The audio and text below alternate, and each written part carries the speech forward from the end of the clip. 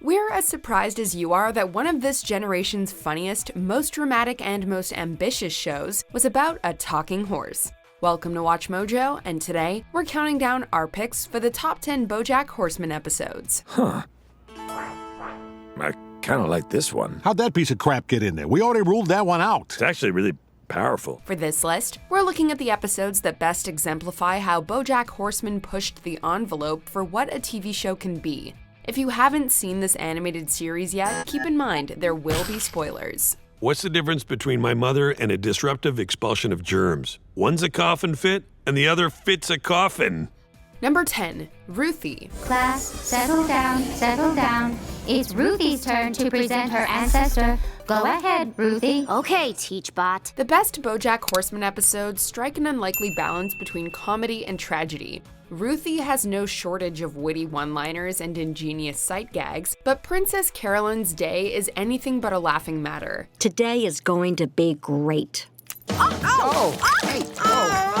She was wrong. Today was gonna suck. This WGA-nominated episode is told from the perspective of Princess Carolyn's great-great-great-granddaughter Ruthie, voiced by Kristen Bell. Ruthie recounts a horrible day in which Princess Carolyn lost a job, suffered a miscarriage, fired her loyal assistant, and called it quits with her boyfriend. We should maybe talk about other options. Okay, here's another option. Get out of my apartment. I'm sorry. Get out! Save it for your next girlfriend. Since Ruthie is apparently a descendant of Princess Carolyn, we're led to believe that there will be a light at the end of this dark tunnel. The biggest gut punch is saved for last, however, as Princess Carolyn reveals that she merely imagined Ruthie as a way of coping. But it's fake. Yeah, well, it makes me feel better. Number 9, the dog days are over. Diane has known for a while that it's not working out between her and Mr. Peanut Butter, but that doesn't make it any easier as their marriage nears its end. Needing an escape from Hollywood, Diane travels to Vietnam to see if she can find herself. 10 Reasons to Go to Vietnam, a Girl Cruise personal travel guide. Number 1, to reconnect with your ancestral roots. Killing two birds with one stone, Diane uses the trip as a basis for a listicle she needs to write. The episode is reminiscent of Lost in Translation, exploring how an unfamiliar environment can put things into perspective. Reason number 9 to go to Vietnam, because it's good to get out of your routine. Is that too similar to reason number 5? Get out of your natural habitat? No, it's a different thing. It's fine. It's whatever. Diane's countdown is also smartly woven into the story as she reflects on her past, her culture, and the reality she'll have to face upon returning home. Who knew that a top 10 list could be so enlightening? Well, we did. The real reason you go to Vietnam is because you accidentally see your soon-to-be ex-husband kiss someone else. Number 8, stupid piece of shit. Of course your mother never loved you. What do you expect? That's why Sarah Lynn died. That's why Charlotte will never forgive you. What are you gonna do to Hollyhock? What are you gonna do, asshole? Shut up! BoJack Horseman is one of the most flawed characters in television, and he's well aware of this. Now living under the same roof, BoJack finds himself butting heads with his mother. Of course, the real fight is within BoJack, taking us inside his head like never before. The series has received widespread acclaim for its authentic representation of depression, and this Annie-nominated episode sums up why. You goddamn piece of shit, idiot asshole. BoJack's brutal inner monologue will resonate with anyone who's ever felt worthless, toxic, and trapped in a vicious cycle of self-loathing. It culminates in a bittersweet ending, as BoJack and Hollyhock talk about that little voice in our heads. Like sometimes I have this tiny voice in the back of my head that goes like, hey, everyone hates you, and they're not wrong to feel that way. I know what you mean. Although the conversation leaves him feeling a little less alone, it also feeds into BoJack's fear that his depression is hereditary. It's just like a dumb teenage girl thing, but then it goes away. Yeah. Number 7, the showstopper. Well, that didn't pan out. We got no leads, and the Olive Garden won't deliver. Sure, when you're there, you're family. BoJack may not realize it at first, but his character Filbert reflects his own life in many ways. When BoJack receives a mysterious letter, he sets out to solve the mystery just like Filbert would. The deeper BoJack digs, the harder it gets to differentiate between reality and fiction. Soon enough, he gets completely lost in a labyrinth of painkillers, paranoia, and show tunes. Don't stop dancing, nothing's certain but the curtain. The episode is like a ticking time bomb, or in this case, a giant BoJack balloon gone rogue.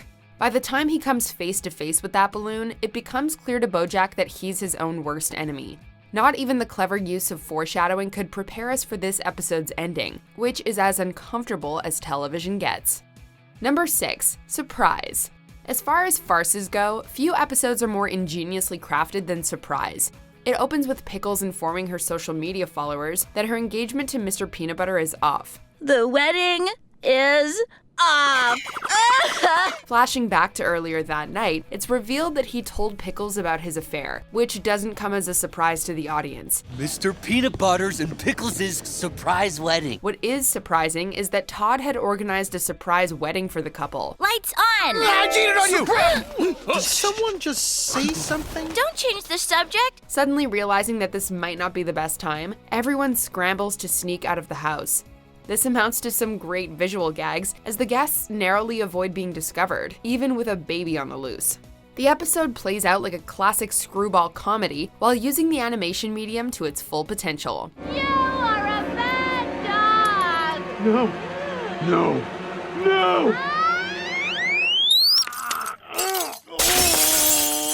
Number 5, that's too much, man. We're used to watching BoJack spiral out of control, but seeing him drag somebody else down with him is infinitely more depressing. Sober, so good. Whew. BoJack? Hey, Sarah Lynn. You want a party? Oh, thank God. Yes! Following 9 months of sobriety, Sarah Lynn jumps at the opportunity to go on a bender with BoJack. What do you say we go on an epic bender? Yes! What ensues is like Fear and Loathing in Las Vegas meets Leaving Las Vegas. Instead of Vegas, though, the drugs and alcohol take BoJack from LA to Ohio to make amends. Alas, BoJack just adds gasoline to the bridges he set on fire. Hey, Penny. Did you come here to find me? No, You can't be here. BoJack has let down every person he's ever cared about, but Sarah Lynn is his biggest failure. Voice actress Kristen Schaal scored an Emmy nomination for her performance in this episode, which serves as a heartbreaking end to Sarah Lynn's character arc. The only thing that matters is right now. This moment. This one spectacular moment we are sharing together. Right, Sarah Lynn? Sarah Lynn? Number 4, Escape from LA. You said if I was in town to give you a call. Want to get a drink? Somewhere down the line, BoJack went from being a raunchy Mr. Ed to the animated equivalent of Don Draper. In this Mad Men-esque episode, BoJack decides to get away from the hustle and bustle of Hollywood. He ventures to New Mexico, where he rekindles old feelings with Charlotte. I hope this isn't weird for you. You know, me having a family and... Why would it be weird? At our age, it's weird if you don't have a family. BoJack is given a glimpse at the simpler life he could have had, nearly tempting Charlotte to leave her husband for him. BoJack also grows close to Charlotte's daughter Penny, becoming a surrogate uncle of sorts. This makes it all the more shocking and appalling when BoJack almost sleeps with Penny, only to be interrupted by Charlotte. Charlotte. Penny, go to your room. We didn't even do anything. Now, Penny. This show has always reserved the mother of all profanities for BoJack's lowest moments, and Charlotte's parting words continue to sting. And if you ever try to contact me or my family again, I will f***ing kill you. Number 3, Time's Arrow. We're going to a glorious, magical place where they'll lock you in a room by yourself so you can't hurt anyone ever again. Given his abusive childhood, it's no wonder why BoJack turned out the way he did. Piecing together Beatrice's memories, however, we find that BoJack's mother had an even more emotionally scarring upbringing. Not only was Beatrice's mother lobotomized, but her father masked his despicable actions with a cheerful demeanor. One day this will all be a pleasant memory. This non-linear episode explores how Beatrice met BoJack's father and the lifetime of trauma that she inflicted upon their son. I'll clean up the kitchen and bathe our filthy child, and we'll just keep waltzing through this goddamn proletariat dream. They say time is an arrow that only moves in one direction. If Beatrice's life proves anything, though, it's that history often repeats itself. The merry-go-round of bad parenting comes full circle as 2 babies are heartlessly pulled away from their mothers. Wait, I want to hold her. No, you'll get attached. Wait, It all must be destroyed for your own good. I need to hold her. This is for your own good. Kate Purdy deservedly won a WGA award for this masterclass of writing. Can you taste the ice cream, Mom? Oh, BoJack, it's so delicious. Number 2, Fish Out of Water. Fish, they're so annoying. Sorry, lady, no habla fish talk. If you asked someone what the best part of BoJack Horseman is, they'd probably say the genius dialogue. Except for its beginning and ending, this episode takes a practically silent route, proving that visual storytelling is just as integral to the show's success.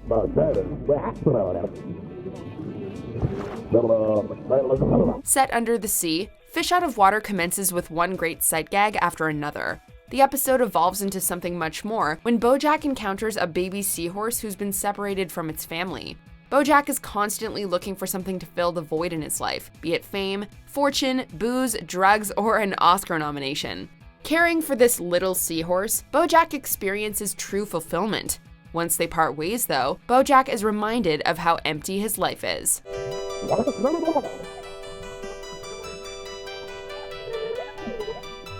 Before we unveil our top pick from this amazing animated show, here are a few honorable mentions. Know what your problem is? You want to think of yourself as the good guy. Well, I know you better than anyone, and I can tell you that you're not. In fact, you'd probably sleep a lot better at night if you just admitted to yourself that you're a selfish goddamn coward who takes whatever he wants and doesn't give a shit about who he hurts. That's you. That's BoJack Horseman. Thrash to break from gravity. What now could slow the drop? All I'd give for toes to touch the safety back at top. I changed my mind. I changed my mind. I don't want to. It's okay. But this is it. The deed is done. Silence drowns the sound. Before I leaped, I should have seen the view from halfway down. No, I really should have thought about the view from halfway down. Find your peace, big guy. Find it. I wish I could have known about the view from halfway down! So what was all this for? I don't know. I guess it was just a big waste of time. But you can't change the past. Time's arrow marches on, right? You can't keep doing shitty things and then feel bad about yourself like that makes it okay. You need to be better. Let's see what the suits have to say. Bet they're gonna want to bland it up. Make it appeal to middle America. Ugh, that's the worst part of America, other than the bottom and the top and most of the sides. Before we continue, be sure to subscribe to our channel and ring the bell to get notified about our latest videos. You have the option to be notified for occasional videos or all of them. If you're on your phone, make sure you go into your settings and switch on notifications. Number 1. Free Churro. Where Fish Out of Water was visually driven, Free Churro revolves around 2 epic monologues. You can't rely on other people, BoJack. It's good for you to know that. And she's a good mother for teaching you that. You got a head start on most kids. You're actually very lucky. The episode opens with Butterscotch Horseman scorning his young son. The remaining 20 minutes are dedicated to an adult BoJack's eulogy at his mother's funeral. Mom? No? Nothing to contribute? Knock once if you're proud of me.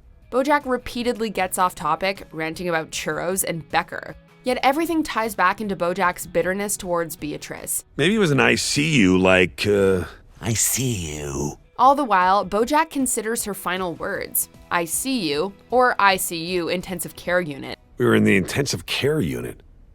She was just reading a sign. In an effort to see his mother, BoJack opens her casket, only to realize he's at another funeral. After 5 seasons, the episode finally earned BoJack Horseman an Outstanding Animated Program Emmy nomination. The fact that Will Arnett wasn't nominated for his voiceover performance, however, is the greatest snub since Secretariat. My mother is dead, and everything is worse now. Do you agree with our picks? Check out this other recent clip from WatchMojo, and be sure to subscribe and ring the bell to be notified about our latest videos.